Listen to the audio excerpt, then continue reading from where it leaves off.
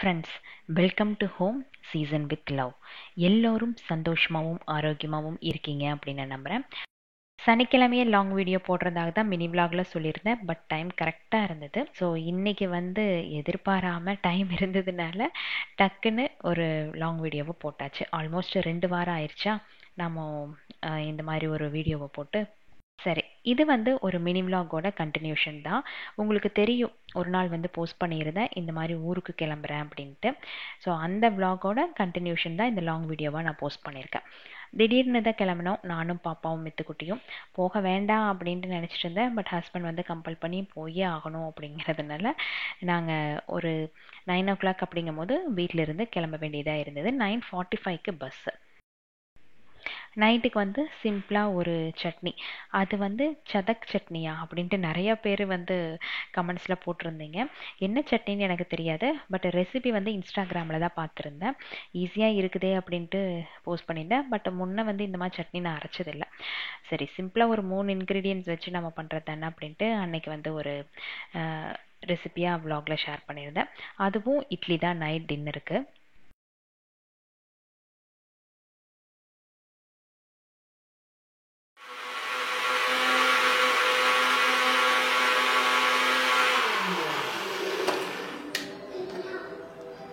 Oil தவாவில் ஊற்றிட்டு அதில் சின்ன வெங்காயம், வரமிளகாய், அப்புறம் ஒரு தக்காளி முழுசாக போடாதீங்க அக்கா, கட் பண்ணி போடுங்கன்னு சொல்லி நிறைய பேர் கமெண்ட்ஸில் போட்டிருந்தீங்க. ஏன்னா புழுவெல்லாம் இருக்கும் அப்படின்ட்டு. கரெக்டு தான், இனிமேல் கட் பண்ணி ஆட் பண்ணிக்கிறேன். நான் அப்படியே இந்த ஈயடிச்சாங்காப்பின்னு சொல்லுவாங்க இல்லையா, அந்த மாதிரி அந்த இன்ஸ்டாகிராம் பேஜில் எப்படி பண்ணாங்களோ அதே மாதிரி நான் போட்டேன். பட் தப்பு, அந்த மாதிரி பண்ணியிருக்கக்கூடாது. ஸோ நீங்கள் அதை அவாய்ட் பண்ணிக்கோங்க. இந்த தடவை இண்டஸ் வேலியிலிருந்து சூப்பரான காம்போ செட் அனுப்பி வச்சுருந்தாங்க.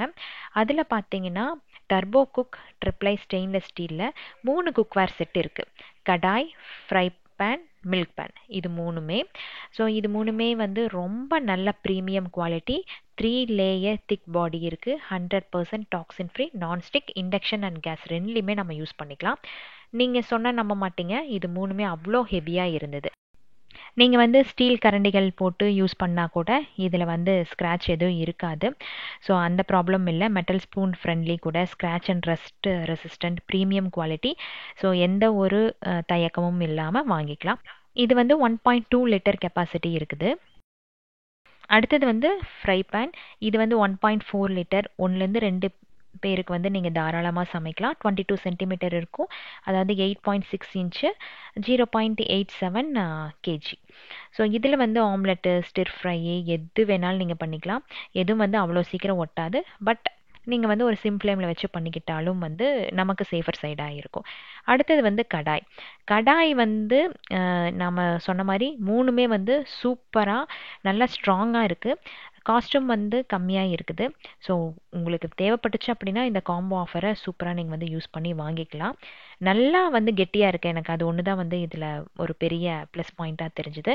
கடாய் 3 லிட்டர் கெப்பாசிட்டி, 2 to 3 பீப்புளுக்கு நீங்கள் தாராளமாக சமைக்கலாம். 24 சென்டிமீட்டர், 1.1 கேஜி இருக்குது. லிட்டோட வருது.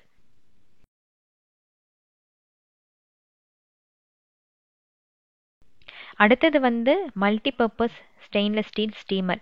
இது நிறையா பேர் மினி விலாகில் நான் யூஸ் பண்ணும்போது கேட்டிருக்கீங்க, எங்கே வாங்கினீங்க அப்படின்ட்டு. இண்டஸ் வேலியில் இருக்குது. நல்ல ப்ரைஸில் தான் இருக்குது. மல்டி பர்பஸ்க்காக நீங்கள் யூஸ் பண்ணிக்கலாம். வெஜிடபிள்ஸு, உங்களுக்கு தெரியும், நேந்திரமல்லம், கார்னு எல்லாமே நான் இதில் வேக வச்சு குழந்தைங்களுக்கு கொடுக்கறது. ரொம்ப ரொம்ப யூஸ்ஃபுல்லாக இருக்கும். ஸோ இந்த ப்ராடக்ட் பற்றின டீட்டெயில்ஸ் எல்லாமே டிஸ்கிரிப்ஷனில் கொடுத்துருக்கேன். உங்களுக்கு தேவைப்பட்டுச்சு அப்படின்னா அந்த லிங்க்கை கிளிக் பண்ணி வாங்கிக்கோங்க. எக்ஸ்ட்ரா டிஸ்கவுண்ட் வேணும்னா ஹோம் சீசன் வித் லவ் அப்படிங்கிற கூப்பன் கோட் யூஸ் பண்ணிக்கோங்க.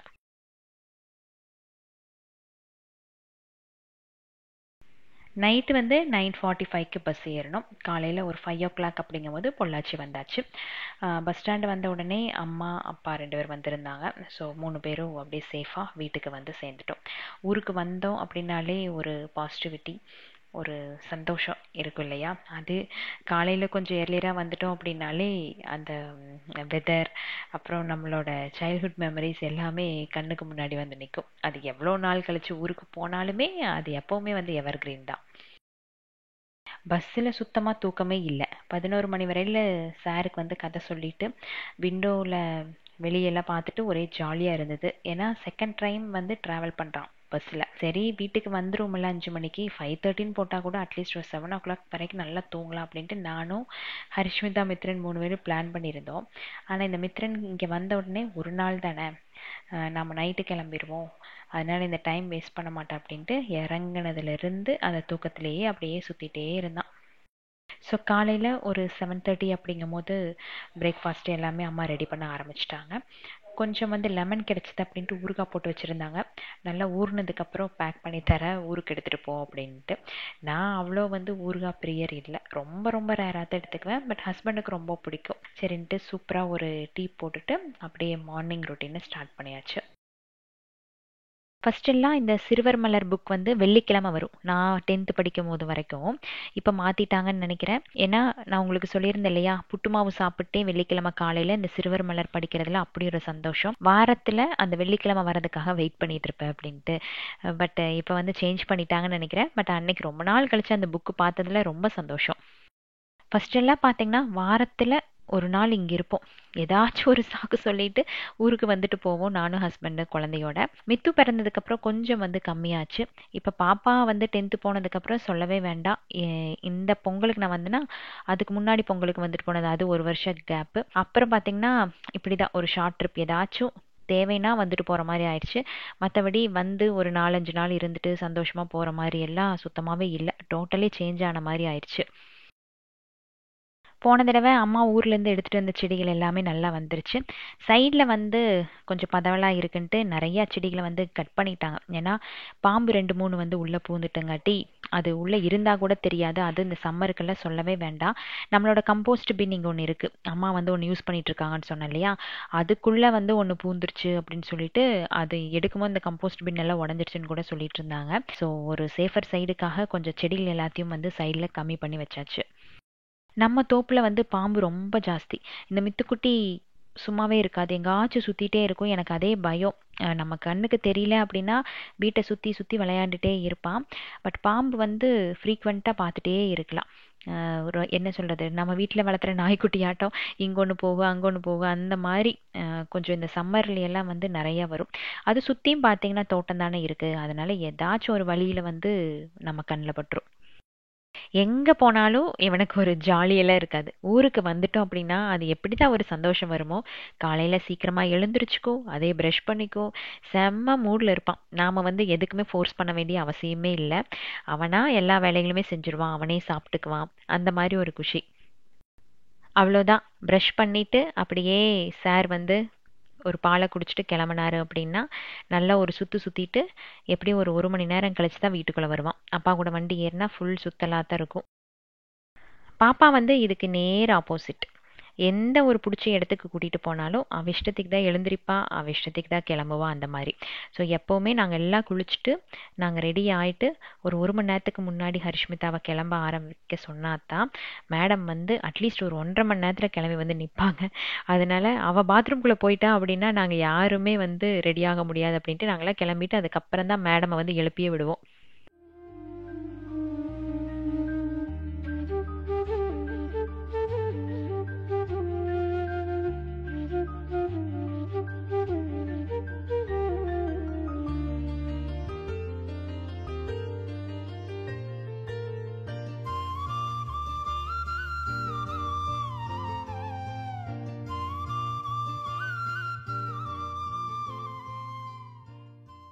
அன்னைக்கு வந்து சனிக்கிழமை, அதனால நான்வெஜ் வந்து பண்ணல. அம்மா வந்து மத்தியானம் எங்கேயாச்சும் வெளியே போய் சாப்பிட்டுக்கோங்கன்னு சொல்லி சொன்னாங்க. நான் தான் அதெல்லாம் வேண்டாம், இருக்கிறதே ஒரு 4-5 மணி நேரம், நைட்டு மறுபடியும் ஊருக்கு கிளம்பணும், ஸோ அதனால வெஜ்ஜே எதாவது பண்ணிக்கலாம் அப்படின்ட்டு மத்தியானம் வெஜிடபிள் பிரியாணி பண்ண சொல்லிட்டேன். ஆப்பமாவு இருந்தது, அதனால ஸ்டூ நான் பண்ணுறேன், ஆப்பம் மட்டும் நீங்கள் சுட்டுடுங்கன்னு சொல்லியாச்சு. ஸோ மார்னிங் பிரேக்ஃபாஸ்ட்டுக்கு அப்பம், அப்புறம் வந்து வெஜிடபிள் ஸ்டூ தான். இந்த வெஜிடபிள் ஸ்டூ வந்து ரொம்ப ஈஸி, நிறைய பேர் செய்வீங்க. பட் இருந்தாலும் ஒரு மினி விலாகில் போடும்போது அந்த ரெசிபி வந்து ஒரு சிலர் கேட்டிருந்தீங்க. இது வந்து ஒரு 5 to 10 மினிட்ஸில் ரெடி பண்ணிடலாம், அவ்வளோ ஈஸியான ஒரு ரெசிபி தான். அம்மா வீட்லேயாட்டும் அத்தை வீட்லேயாட்டும் அப்போ யூஸ் பண்ண பாத்திரங்கள் தான் இருக்கும், எதுவுமே வந்து புதுசாக இப்போ ட்ரெண்டில் இருக்கிறது எதுவுமே இருக்காது. நான் மீறி அந்த கேஸ்ட்ரை எண்ணெய் இதெல்லாம் கொடுத்தனாலும் அவங்க வந்து வெயிட் ஜாஸ்தி, என்னால் ஹேண்டில் பண்ண முடியாது, எங்களோட பாத்திரத்தை எங்ககிட்ட விட்டுருங்க நாங்கள் யூஸ் பண்ணிக்குவோம் அப்படின்றவாங்க. அதுலேயே அம்மா கொடுத்த ஒரு சில கரண்டி வந்து சென்டிமெண்ட்டாக இருக்கும். ஸோ நான் வந்து நம்மளோட vlogல யூஸ் பண்ணும்போது கேட்டிருக்கீங்க இல்லையா, ஏக்கா இந்த கரண்டி யூஸ் பண்ணுறீங்க, மாற்றிருக்கலாம்ல அப்படின்ட்டு. அது வந்து ஒரு சென்டிமெண்ட். அம்மா வீட்டில இருந்து நான் கல்யாணமான புதுசில் கொடுத்தது. கொஞ்சம் பெண்டாகி இருக்கு. பட் எது இருந்தாலும் அதில் சமைக்கும் போது கொஞ்சம் என்னன்னு சொல்ல ஒரு அட்டாச்மெண்ட் இருக்கிற மாதிரி இருக்கும். அவ்வளோதான். ஸோ ஸ்டூக்கு வந்து குக்கரில் ஆயில் ஆட் பண்ணிவிட்டு பட்டை, லவங்கம், ஏலக்காய், அப்புறம் அந்த பிரிஞ்சி இலை போட்டுட்டு ஆனியன், கொஞ்சம் இஞ்சி, பச்சை மிளகாய், அவ்வளோதான். ரொம்ப பொன்னிறமாக எல்லாம் வதக்க வேண்டியதில்லை. ஸோ ஆனியன் வந்து பொன்னிறமாக ஆனதுக்கப்புறம் லைட் பிங்கிஷ் ஆனதுக்கப்புறம் வந்து நாம் காய்கறிகள் சேர்த்திக்கலாம். முக்கியமாக உருளைக்கிழங்கு மட்டும் சேர்த்தியே ஆகணும். அப்போ தான் அந்த ஸ்டூக்கு வந்து அந்த திக்னஸ் கொடுக்கும். உருளைக்கிழங்கு மட்டுமே போட்டு பண்ணலாம். அப்படி இல்லைன்னா உருளைக்கிழங்கோட பீன்ஸு, கேரட் சேர்த்தி நீங்கள் பண்ணினாலும் சூப்பராக இருக்கும். கொஞ்சம் பட்டாணியும் போட்டுக்கலாம். நான்வெஜ்ஜு இதே தான். காய்கறிக்கு ரீப்ளேஸ்மெண்ட்டாக சிக்கன் போட்டு பண்ணினீங்க அப்படின்னா ஸ்டூ வந்து ரெடி ஆயிடும். அவ்வளோதான். ஜஸ்ட்டு அது வந்து நல்லா காயெல்லாம் வந்து நல்லா வதங்கினதுக்கப்புறம் இதுக்கு தேவையான அளவு உப்பு, தண்ணி ஊற்றி ஒரு 2 விசில் விட்டிங்கன்னா போதும். இது வேகறக்குள்ள நாம் வந்து 2 கப் அளவுக்கு தேங்காய் பால் எடுத்துக்கணும். ஒன்று வந்து கெட்டிப்பால், இன்னொன்று வந்து நம்ம 2வது பால் எடுத்து வச்சுக்கணும். இதுக்கு காரம் வந்து வெறும் பச்சை மிளகாய் மட்டும்தான். ஸோ போதுமான அளவுக்கு பச்சை மிளகாய் சேர்த்துக்கோங்க. தேங்காய் பாலும் சேர்த்துறங்காட்டி எவ்வளோ பச்சை மிளகாய் போட்டாலும் நமக்கு வந்து காரம் பத்தாத மாதிரி இருக்கும். ஸோ முடிஞ்ச அளவுக்கு பச்சை மிளகாய் கொஞ்சம் ஜாஸ்தியாக சேர்த்துக்கோங்க. அப்படி இல்லைன்னா நாம எதுக்கு ஊற்றி சாப்பிட்டாலும் அந்த காரம் இல்லையே அப்படின்னாலே கொஞ்சம் சப்புன்னு இருக்கும் இல்லையா, அந்த மாதிரி இருக்கும்.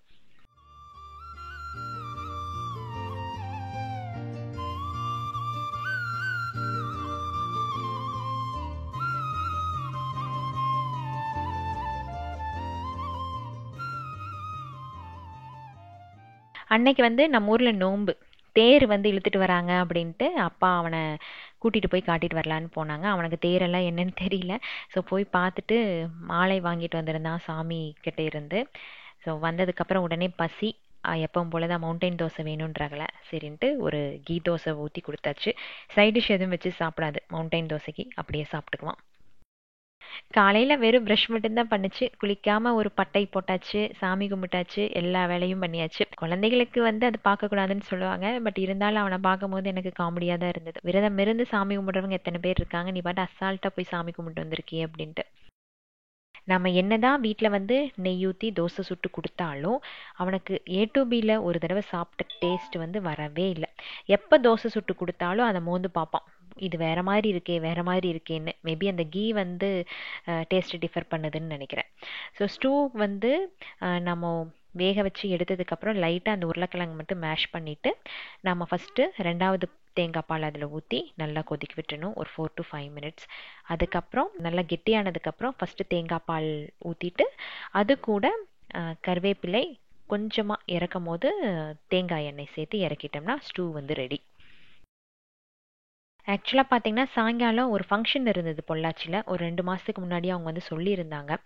ஸோ நான் வந்து வரலாமா வேண்டாமா அப்படின்ட்டு இருந்தேன். டிக்கெட் புக் பண்ணிவிட்டு வேண்டான்னு கேன்சல் பண்ணிட்டேன். அப்புறம் ஹஸ்பண்ட் வந்து சத்தம் போட்டார், இல்லை நீ போய் தான் ஆகணும் அப்படின்ட்டு. சரின்ட்டு நானும் பாப்பா மித்துக்குட்டியும் டக்குன்னு கிளம்பி வர வேண்டியதாயிருச்சு. அம்மா வந்து கொஞ்சம் சக்கரை பொங்கல் முந்தின நாள் வச்சுருந்தாங்க, அங்கே தேர் பார்க்க போகும்போது வச்சு கும்பிடணும் அப்படின்ட்டு. ஸோ சக்கரை பொங்கல், ஆப்பம், அப்புறம் ஸ்டூ, இதுதான் வந்து காலையில் பிரேக்ஃபாஸ்ட். மத்தியானம் லஞ்சுக்கு வந்து வெஜிடபிள் பிரியாணி பண்ண சொல்லிட்டேன். சிம்பிளாக அதை மட்டும் சாப்பிட்டு கிளம்பலாம் அப்படின்ட்டு. எனக்கும் நைட்டு வந்து ட்ராவல் பண்ணும்போது அவ்வளோ தூக்கம் இல்லை. காலையிலையும் தூங்குறதுக்கு மித்திரன் விடவே இல்லை. சரி மித்துக்குட்டியும் வந்து கொஞ்சம் தூங்க வச்சு கூட்டிகிட்டு போயிட்டோம் அப்படின்னா அட்லீஸ்ட் கொஞ்சம் கிராங்கியாக இல்லாமல் இருப்பான் அப்படின்ட்டு காலையில் சாப்பிட்ட உடனே என்ன பண்ணால் அவனை போட்டு அமுத்தி அவனை தூங்க வச்சுட்டு கையோட நானும் கொஞ்சம் நேரம் தூங்கி எழுந்திரிச்சு அதுக்கப்புறம் ஃபங்க்ஷனுக்கு கிளம்பணும்.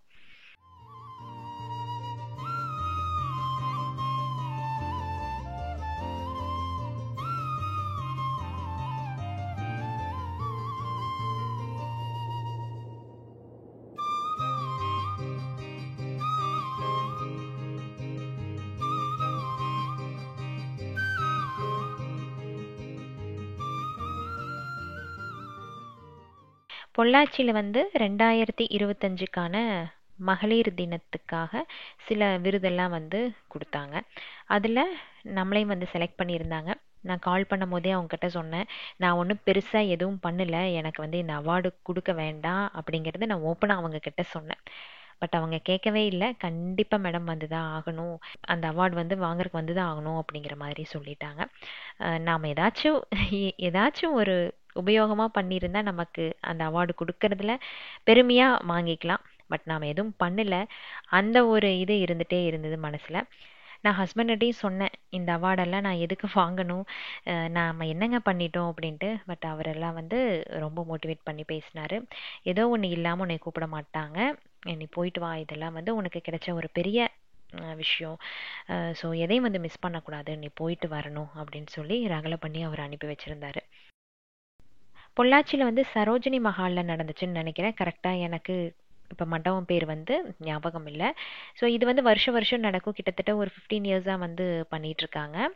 அவங்க வந்து இந்த மாதிரி அதாவது லேடிஸ் வந்து வீட்டிலிருந்து ஏதாச்சும் பண்ணுற தொழில் பண்ணிகிட்டு இருக்கவங்களுக்கு ஏதாச்சும் ஒரு வகையில் மற்றவங்களுக்கு மோட்டிவேட் பண்ணுற மாதிரி இருக்காங்க அப்படின்னா அவங்களையெல்லாம் கூப்பிட்டு வந்து அவார்டு கொடுக்குறாங்க. ஸோ அன்னைக்கு நடந்தது இதுதான். எனக்கு வந்து இதெல்லாமே ரொம்ப புதுசாக இருந்தது. ஈஸ்வரி சமூக சேவை அறக்கட்டளை இவங்க தான் இதை வந்து ஆர்கனைஸ் பண்ணுறது. 15 இயர்ஸாக பண்ணிகிட்ருக்காங்கன்னு சொன்னேன் இல்லையா. ஸோ யார் யாருக்கு வந்து உதவி தேவைப்படுதோ அவங்களுக்கு வந்து இவங்க ட்ரஸ்ட் மூலமாக நிறைய ஹெல்ப் பண்ணுறாங்க. ஊனமற்ற குழந்தைகள், அதாவது ஸ்பெஷல் சைல்ட்ஸ், இவங்களுக்கெல்லாம் வந்து மிதிவண்டி இந்த மாதிரி ஹெல்ப் எல்லாம் வந்து பண்ணிகிட்ருக்காங்க. ஸோ இவங்க மட்டும் இல்லை, இவங்க கூட சேர்ந்து நிறையா பேர் ஃபண்டு கலெக்ட் பண்ணி நிறையா விஷயங்களுக்கு வந்து ஹெல்ப் பண்ணுற மாதிரி என்கிட்ட வந்து சொன்னாங்க. எனக்கு பார்க்கும் போதே தெரிஞ்சுது. கிட்டத்தட்ட ஒரு 300 பேர் பக்கம் வந்திருந்தாங்க. அதில் கிட்டத்தட்ட ஒரு 300 பேருக்குமே வந்து இவங்க உதவி செஞ்சாங்க. பட் என்னால் வந்து ரொம்ப நேரம் அந்த ஃபங்க்ஷனில் இருக்க முடியல. ஏன்னா நைட்டு வந்து பஸ்ஸு மறுபடியும் வீட்டுக்கு போயிட்டு ட்ரெஸ் சேஞ்ச் பண்ணிவிட்டு பஸ்ஸை பிடிக்கணும். ஸோ கொஞ்சம் நேரம் மட்டும் இருந்தேன். அவங்க வந்து அவங்கள பற்றின இன்ட்ரோலாம் கொடுத்தாங்க. அப்புறம் வந்து அந்த அவார்ட் ஃபங்க்ஷன் நடந்தது. குழந்தைங்க வந்து அழகாக டான்ஸ் எல்லாம் ஆடினாங்க. அதெல்லாம் கொஞ்சம் பார்த்துட்டு என்னை வந்து பேச சொல்லக்கூடாதுன்னு சொன்னால் பட் கேட்கவே இல்லை. அங்கே இருக்கிறவங்க கண்டிப்பாக ஒரு சில வார்த்தைகள்னால் பேசியே ஆகணும் அப்படின்னு சொல்லி சொன்னாங்க. எனக்கு ஃபஸ்ட்டு டைம் இந்த மாதிரி ஸ்டேஜ் ஏறி பேசுறது. பட் இருந்தாலும் அந்த மைக்கு பிடிக்க வரைக்கும் ஒரு பயம் இருந்தது. மைக்கு பிடிச்சதுக்கப்புறம் சரி ஓகே, நம்ம வாழ்க்கையில் நடந்த விஷயங்கள் எல்லாத்தையும் ஷேர் பண்ணலாம், என்ன ஆயிரப்போகுது அப்படின்ட்டு கொஞ்சம் நேரம் பேசி முடிச்சிட்டேன். அவ்வளோதான். லைஃப்பில் வந்து கிடைக்கிற ஆப்பர்ச்சுனிட்டியை யூஸ் பண்ணிக்கணும். நான் என்ன பண்ணினேன் அப்படின்னலாம் எனக்கு தெரியாது. பட் வீட்டில் இருக்கும் போது ஒரு சில லேடிஸுக்கு வந்து நான் செய்கிற சில விஷயங்கள் மோட்டிவேஷனாக இருந்திருக்குது. அது அவங்க வந்து ஸ்டேஜில் என்னை பற்றி பேசும்போது புரிஞ்சுக்கிட்டேன். ஸோ அதுக்கான அவார்டு தான் இது. சிறந்த மங்கை அப்படின்னு சொல்லிட்டு ஒரு அவார்டு வந்து கொடுத்தாங்க. சீக்ரெட் ஒர்க்ஸ் அப்படின்ட்டு அடிக்கடி ஹஸ்பண்ட் சொல்லுவாருன்னு சொன்னேன் இல்லையா. இந்த இடத்துல வந்து ஹஸ்பண்டை ரொம்ப மிஸ் பண்ணேன். ஏன்னா ஃபஸ்ட் அவார்ட் ஃபங்க்ஷன் மதுரையில் நடந்தது. அப்போ வந்து என் கூடவே இருந்தார். இந்த தடவை அன்ஃபார்ச்சுனேட்லி அவர்னால ட்ராவல் பண்ண முடியல, ஏன்னா கொஞ்சம் வேலை இருந்ததுனால. ஸோ நாங்கள் 3 பேர் மட்டும் இருந்தோம். எனக்கு வந்து சிறந்த மங்கைக்கான விருது கொடுத்துருந்தாலும் நான் இந்த அளவுக்கு இந்த ஸ்டேஜ் ஏறி பேசுகிற அளவுக்கு எனக்கு தைரியம், அதே மாதிரி இந்த சோஷியல் மீடியாவில் ஜஸ்ட் லைக் தட் ஒரு வீடியோ எடுத்து போட்டால் மட்டுமே வந்து நமக்கு சப்ஸ்கிரைபர்ஸோ நமக்கு மரியாதையோ கிடைக்காது. அதுக்கு பின்னாடி நிறைய ஹார்ட் ஒர்க் இருக்குது. ஸோ ஒன்னொன்றுக்கும் வந்து நாமளாக வந்து நம்மளை மோட்டிவேட் பண்ணிக்கிறது ஒரு பார்ட்டாக இருந்தாலும் நம்மளை மோட்டிவேட் பண்ணுறக்குன்னு கண்டிப்பாக நமக்கு ஹஸ்பண்ட் இருக்கணும். ஸோ ஒரு ஒரு பொண்ணோட வளர்ச்சிக்கு பின்னாடியும் வந்து ஹஸ்பண்ட் கண்டிப்பாக இருப்பார். அதில் வந்து நான் 100% உறுதியாக இருக்கேன். எனக்கு வந்து என்னன்னே தெரியாது. உலகம் அப்படின்னா எனக்கு என்னன்னே தெரியாது. எந்த மாதிரி ஹேண்டில் பண்ணணும் அப்படிங்கிறதெல்லாம் எனக்கு தெரியாது. ஈவன் லேப்டாப்பில் என்ன பண்ணணும் என்ன ஏதுன்னு கூட எனக்கு ஒரு 15 இயர்ஸ்க்கு முன்னாடி சத்தியமாக தெரியாது. ஏன்னா நான் கல்யாணம் படிக்கவே வந்து கல்யாணம் முடிச்சு வந்துட்டேன். நாம் ஒரு வில்லேஜில் வளர்ந்தோம், பண்ணணும். ஸோ இப்படி தான் வந்து என்னோடய லைஃப் போச்சு, உங்களுக்கே தெரியும் இல்லையா. பட் இந்த அளவுக்கு என்னைய ஸ்டேஜ் ஏற்றி என்னை வந்து ஒரு சிறந்த மங்கைக்கான விருது வாங்கி கொடுத்த பெருமை அத்தனையுமே வந்து ஸ்ரீஹரி என்னோட ஹஸ்பண்டுக்கு மட்டும்தான் சேரும். இதைத்தான் வந்து நான் ஸ்டேஜ்லேயுமே பேசினேன். ஸோ எந்த இடத்துலையுமே வந்து நம்ம நெகட்டிவாக நினைக்கக்கூடாது, பாசிட்டிவிட்டி மட்டும்தான் நினைக்கணும். ரொம்ப ஸ்ட்ராங்காக இருக்கணும். யார் என்ன பேசினாலும் இந்த காதில் வாங்கி அந்த காதில் விடுனெல்லாம் இல்லை, இந்த காதிலையே வாங்கக்கூடாது. எதையுமே உள்ளே கொண்டு போய்க்கக்கூடாது. உன் மனசுக்கு அது கரெக்டாக படுதா, நீ வந்து ஸ்ட்ராங்காக இருக்கிறியா அந்த முடிவில், அதை மட்டும் இம்ப்ளிமெண்ட் பண்ணிட்டு போயிட்டே இருக்கணும். ஸோ எவ்வளோக்கு எவ்வளோ பாசிட்டிவிட்டியாக நம்மளோட மைண்ட் இருக்குதோ அந்த அளவுக்கு இந்த யூனிவர்ஸ் நமக்கு திருப்பி கொடுக்கும். ஓகேவா. அந்த யூனிவர்ஸை வந்து நம்ம கடவுளாக எடுத்துக்கலாம், எந்த ஒரு சக்தியாக எடுத்துக்கலாம். பட் நான் வந்து அதில் ரொம்ப நம்பிக்கையோடு இருக்கேன். யூனிவர்ஸ் நமக்கு நல்லதே கொடுக்கும் அப்படிங்கிறதுல. ஸோ ப்ரோக்ராம் வந்து ரொம்ப திருப்தியாக முடிஞ்சுது. நான் வந்து நினச்சி பார்க்கவே இல்லை இந்த அளவுக்கு ஃபங்க்ஷன் வந்து போகும் அப்படின்ட்டு. என்னால் நிறையா நேரம் டைம் ஸ்பெண்ட் பண்ண முடியல. பட் நிறைய பேரை நான் பார்த்தேன், பேசினேன். அதில் எனக்கு ரொம்ப சந்தோஷம். நிறையா வந்து பெண்கள் என்னென்ன பண்ணுறாங்க அப்படிங்கிறது பார்த்து அதுலேருந்து சில விஷயங்கள் திருடிட்டேன்னு சொல்லுவாங்க இல்லையா, அந்த மாதிரி நான் திருடியாச்சு. ஸோ அன்னைக்கு டே வந்து ரொம்ப நல்லா போச்சு. எனக்கு இந்த அவார்டு கிடைச்சதுக்கு முக்கியமான காரணம் நீங்கள் எல்லாருமே. உங்களுக்கும் வந்து ரொம்ப ரொம்ப நன்றி இத்தனை நாள் வந்து எனக்கு சப்போர்ட் பண்ணது. நான் வந்து கொஞ்சம் vlogs வந்து தள்ளி போகும்னு சொல்லி சொன்னேன் இல்லையா, பட் நெவர் கிவ் அப் அப்படிங்கிற ஒரு மைண்டோட நான் வந்து டெய்லி மினி vlogs போட ஆரம்பிப்பேன்னு நினைக்கிறேன் நாளையிலிருந்து. எனக்கு வந்து எல்லா விஷயத்துலையும் கொஞ்சம் ஸ்ட்ராங்காக இருக்கணும், மைண்ட் டைவர்ட் ஆகணும்னு நான் கொஞ்சம் நினைக்கிறேன். ஸோ அதனால என்ன ஏதுன்னு கேட்க வேண்டாம், கண்டிப்பாக நான் வந்து என்ன ரீசன் அப்படிங்கிறது நான் கூடி சீக்கிரமே நான் வந்து சொல்கிறேன். பட் நான் போஸ்ட் பண்ண மாதிரி ஒரு மெடிக்கல் எமர்ஜென்சி. பட் எல்லாமே கடந்து போகும். போனதுக்கப்புறம் பழைய மாதிரி நல்லா ஒரு ப்ளசண்ட்டான vlog வந்து போடுறேன். அது வரைக்கும் மினி vlog மட்டும் போடுறேன். தயவு செஞ்சு என்னோட சுச்சுவேஷனை புரிஞ்சுக்கோங்க. அதே மாதிரி எனக்கு எப்பவும் போல் சப்போர்ட் பண்ணுவீங்க அப்படின்னு நான் நம்புகிறேன். ஸோ நெக்ஸ்ட்டு எப்போ நான் லாங் வீடியோ போடுறோம் அப்போ ஒரு இன்ட்ரெஸ்டிங்கான லாங் வீடியோவில் உங்களை நான் சந்திக்கிறேன். Keep supporting me. Thanks for வாட்சிங்.